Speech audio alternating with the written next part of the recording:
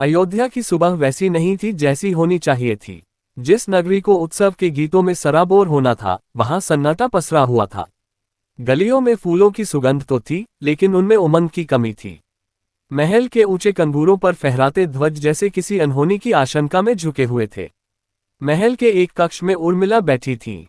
उनकी आंखों में काजल नहीं, बल्कि वह चिंता थी जो पिछले कुछ घंटों से पूरी अयोध्या के हृदय में घर कर गई थी। उनके कान बाहर से आने वाली हर पदचाप को पहचानने की कोशिश कर रहे थे। तभी द्वार खुला और लक्ष्मण ने प्रवेश किया। लक्ष्मण के चेहरे पर वह सौम्यता नहीं थी जो अक्सर उर्मिला के सामने हुआ करती थी। उनकी आंखों में रक्तवर्ण सी लालिमा थी, क्रोध और कर्तव्य के बीच छिड़े युद्ध की लालिमा। उर्मिला ने एक नजर अपने पति को देखा। लक्ष्मण के कंधे पर धनुष था और कमर में तरकश बंधा हुआ था। वह समझ गई कि जिस वज्रपात का डर था वही हुआ है। राम वनवास के लिए तैयार हो चुके थे। लक्ष्मण ने भारी स्वर में कहा, उर्मिला, भैया राम जा रहे हैं। मां कैकेयी के वचनों ने रघुकुल की दिशा बदल दी है। मेरे राम, जो महलों के वैभव के योग्य हैं, अब कांटों पर चलेंगे। क्या मैं यहाँ इस ऐश्वर्य में रहकर सो पाऊंगा? नहीं, मेरा धर्म, मेरा स्वर्ग और मेरा मोक्ष केवल उनके चरणों की सेवा में है। उर्मिला का हृदय कांप उठा। एक पल के लिए उनके मन में आया कि वह लक्ष्मण के पैर पकड़ ले और कहे कि मेरा क्या अपराध, क्या मेरा प्रेम आपके कर्तव्य से छोटा है? लेकिन वह जनक की पुत्री थी। उन्होंने अपने आंसुओं को पलकों की कोर पर ही रोक लिया। उर्मिला ने धीमे स्वर में पूछा, स्वामी, क्या इस दासी के लिए आपके सेवा धर्म में कोई स्थान नहीं? क्या मैं आपके साथ चलकर वन की कठिनाइयों को साझा नहीं कर सकती? लक्ष्मण ने उर्मिला के हाथों को अपने हाथों में लिया। उनके स्पर्श में अगाध प्रेम था, लेकिन निर्णय अटल था। उन्होंने कहा, प्रिय, यदि तुम साथ चलोगी तो मेरा ध्यान भैया की सेवा से हटकर तुम्हारी सुरक्षा पर केंद्रित हो जाएगा। मैं वहां तपस्वी बनकर जा रहा हूं, रक्षक बनकर नहीं। अयोध्या को तुम्हारी आवश्यकता है। माताओं को, विशेषकर मां सुमित्रा और मां कौशल्या को संभालने का उत्तरदायित्व तुम पर है। तुम यहां रहकर मेरी शक्ति बनो, मेरी कमजोरी नहीं। उर्मिला ने देखा कि लक्ष्मण की आंखों में आंसू थे। वह जानती थी कि अगर वह रो पड़ी तो लक्ष्मण कभी नहीं जा पाएंगे। उन्होंने अपनी व्यथा को निगल लिया। उर्मिला ने मुस्कुराने का प्रयास करते हुए कहा, जय स्वामी, आप अपने धर्म का पालन कीजिए। मैं आपके मार्ग की बाधा नहीं बनूंगी। लेकिन याद रखिएगा, उर्मिला यहाँ केवल आपकी प्रतीक्षा नहीं करेगी, वह आपके संकल्प को जीवित रखेगी। लक्ष्मण वहां से चले गए। उर्मिला कक्ष के झरोखे से उन्हें जाते हुए देखती रही। सूर्य ढल रहा था और उसके साथ ही उर्मिला के जीवन का एक अध्याय समाप्त हो रहा था। लेकिन उन्हें नहीं पता था कि यह तो केवल उस महाबलिदान का आरंभ था जिसे सदियों तक याद किया जाएगा। अयोध्या की सुख सुविधाओं से दूर पंचवटी के घने जंगलों में सन्नाटा पसरा हुआ था। केवल झींगुरों की आवाज और दूर कहीं बहती नदी का स्वर सुनाई दे रहा था। एक कुटिया के बाहर हाथ में धनुष और तरकश लिए लक्ष्मण पत्थर की एक शिला पर बैठे थे। उनकी दृष्टि अंधेरे को चीरती हुई चारों दिशाओं में घूम रही थी।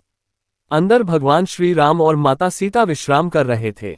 लक्ष्मण ने मन ही मन संकल्प लिया था, हे विधाता, इन 14 वर्षों में मेरी आंख की एक पुतली भी न झपके। यदि मैं सो गया तो मेरे प्रभु की सेवा में बाधा आ जाएगी। रात का तीसरा पहर था। अचानक वातावरण में एक अलौकिक सुगंध फैल गई। हवाएं मंद हो गईं और लक्ष्मण को अपनी पलकों पर एक भारीपन महसूस होने लगा। उन्हें लगा जैसे कोई सम्मोहनी शक्ति उन्हें नींद की आगोश में खींच रही है। तभी उनके सामने एक दिव्य तेज पुंज प्रकट हुआ। वह साक्षात निद्रा देवी थी। निद्रा देवी ने मधुर स्वर में कहा, हे सुमित्रा नंदन, प्रकृति के नियम के विरुद्ध मत जाओ। निद्रा हर जीव का अधिकार और आवश्यकता है। तुम कई प्रहरों से जागे हो, अब अपनी आंखें मूंद लो और विश्राम करो। लक्ष्मण ने दृढ़ता से उत्तर दिया, हे देवी, क्षमा करें, मैं यहाँ विश्राम करने नहीं, सेवा करने आया हूँ। यदि मैं सो गया तो वन के हिंसक पशुओं या राक्षसों से अपने भाई भाभी की रक्षा कैसे करूंगा? कृपया मुझे इन 14 वर्षों के लिए मुक्त कर दें। निद्रा देवी ने चिंता व्यक्त की, लक्ष्मण, सृष्टि का संतुलन बिगड़ जाएगा। यदि तुम नहीं सोओगे तो तुम्हारे हिस्से की नींद किसी और को पूरी करनी होगी। क्या तुम्हारे पास कोई ऐसा है जो तुम्हारे हिस्से का ये बोझ 14 वर्षों तक उठा सके? लक्ष्मण के मस्तिष्क में तुरंत उर्मिला का चेहरा कौंध गया।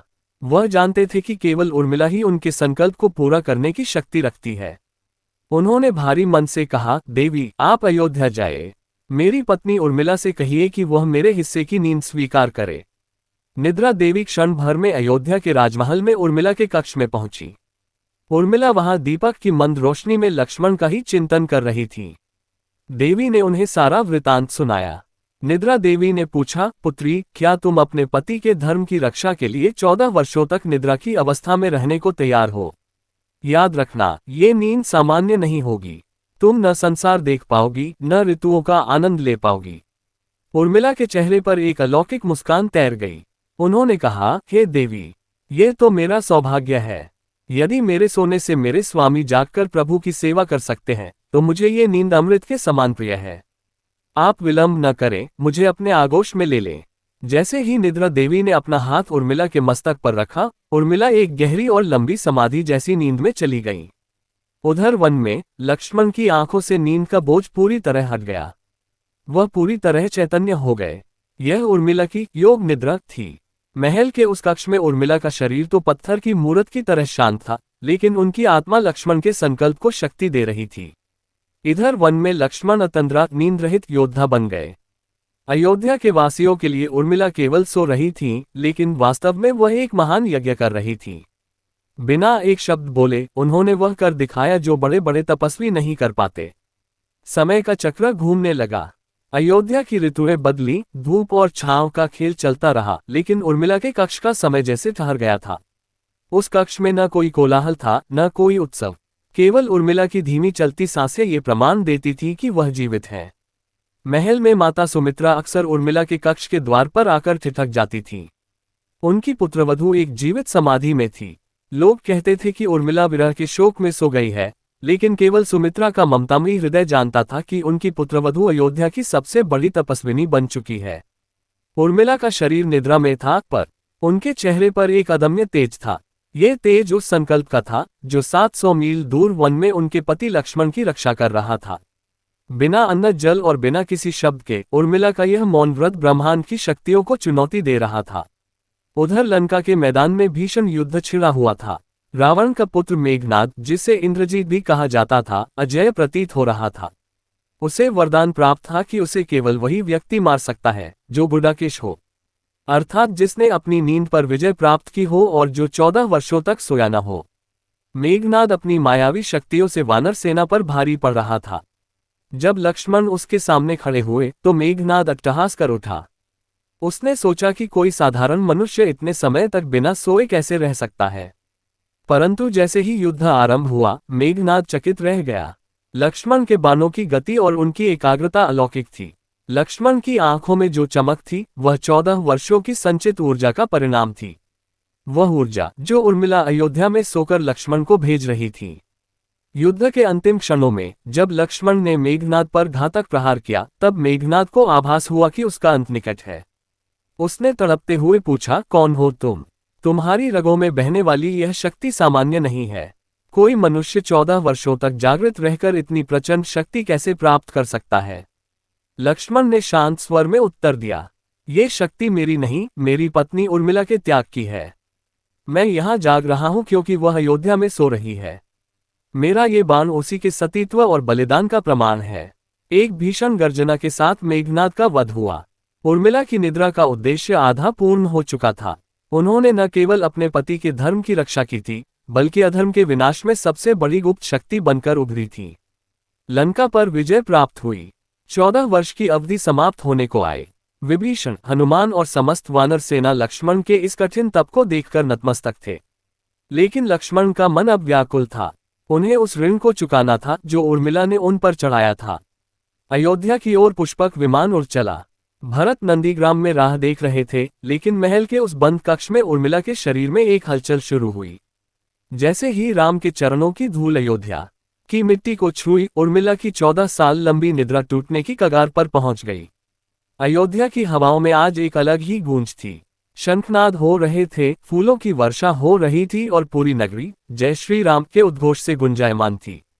भगवान राम, माता सीता और लक्ष्मण 14 वर्षों के लंबे अंतराल के बाद अयोध्या की सीमा में प्रवेश कर चुके थे। लेकिन लक्ष्मण के पैर महल की सीढ़ियों पर भारी थे। उनका हृदय किसी अपराधी की भांति धड़क रहा था। वे उस कक्ष की ओर बढ़ रहे थे जहां 14 वर्ष पहले उन्होंने एक जीवित प्रतिमा को छोड़ा था। जैसे ही लक्ष्मण ने उर्मिला के कक्ष के द्वार पर कदम रखा, प्रकृति ने अपनी करवट बदली।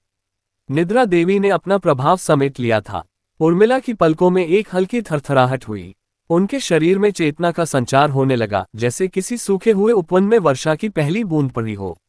उर्मिला ने धीरे से अपनी आंखें खोली। उनके सामने संसार धुंधला था, पर हृदय स्पष्ट देख रहा था। जैसे ही उनकी दृष्टि द्वार पर खड़े लक्ष्मण पर पड़ी, उनकी आंखों से आंसुओं की अविरल धारा बह निकली। ये दुख के आंसू नहीं थे, ये उस तपस्या की पूर्णता के आंसू थे जिसे उन्होंने मौन रहकर निभाया था। लक्ष्मण कक्ष के भीतर आए और उर्मिला के चरणों के पास बैठ गए। उनके पास शब्द नहीं थे। एक योद्धा जिसने मेघनाद जैसे मायावी का अंत किया था, आज अपनी पत्नी के त्याग के सामने निशब्द था। उर्मिला ने कांपते हाथों से लक्ष्मण के चेहरे को छुआ। उन्होंने देखा कि लक्ष्मण के चेहरे पर वन की धूप, थकान और संघर्ष की रेखाएं थीं। लक्ष्मण ने रुधे हुए गले से कहा, उर्मिला, संसार कहता है कि मैंने वनवास काटा, पर सत्य तो यह है कि वनवास तुमने काटा है।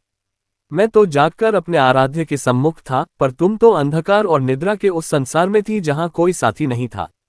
आज लक्ष्मण जो कुछ भी है, वह तुम्हारी तपस्या का फल है। उर्मिला मुस्कुराई, एक ऐसी मुस्कान जिसमें 14 वर्षों का संतोष था। उन्होंने धीमी आवाज में कहा, स्वामी, सेवा में त्याग कैसा? यदि मेरे सोने से आपके नेत्रों में जागृति रही और प्रभु सुरक्षित रहे, तो मेरा जीवन धन्य हो गया। मुझे कोई मलाल नहीं, क्योंकि मेरा प्रेम आपके कर्तव्य में बाधक नहीं, साधक बना। जब श्री राम का राज्याभिषेक हुआ, तो लक्ष्मण उनके चरणों में बैठे थे। लेकिन श्री राम जानते थे कि इस विजय के पीछे केवल उनका पुरुषार्थ नहीं था। उन्होंने भरी सभा में स्वीकार किया कि लक्ष्मण की शक्ति का आधार उर्मिला का मौन बलिदान था।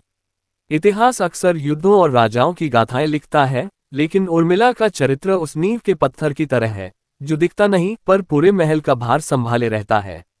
उर्मिला की यह कहानी हमें सिखाती है कि प्रेम केवल साथ रहने का नाम नहीं है। कभी कभी प्रेम का अर्थ होता है स्वयं को पीछे छोड़ देना, ताकि आपका प्रिय अपने लक्ष्य को प्राप्त कर सके। अगर आपको ये कहानी अच्छा लगा हो तो लाइक और सब्सक्राइब करें और अपने दोस्तों को शेयर करते हुए एक अच्छा सा कमेंट भी अवश्य करें। धन्यवाद।